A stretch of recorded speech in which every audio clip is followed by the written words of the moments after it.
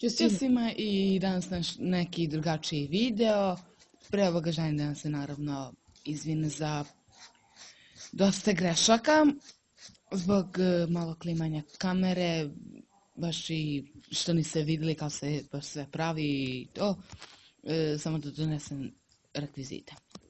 Evo ga, doneli smo rekvizite za šta treba. Prvo očešljajte kosu, to znate, odvojite kako biste lakše radili.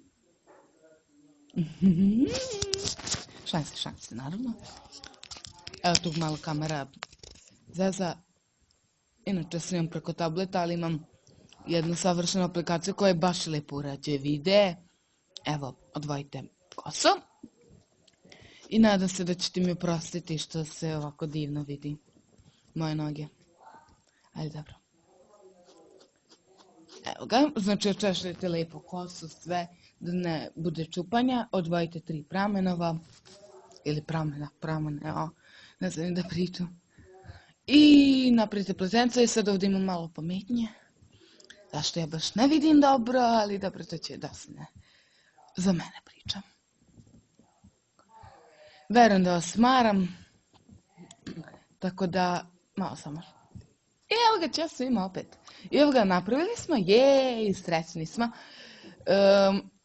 Sada pustite ovaj deo kose. Tu sam isto teo još jednu pletencu, ali da vas ne smaram već toliko. Onda sam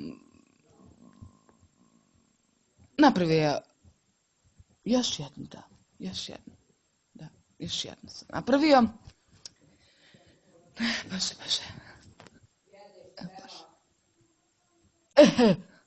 Okidoki, arkičoki. I tu sam napravio još jednu pletencu i vidite da mi baš ne ide dobro.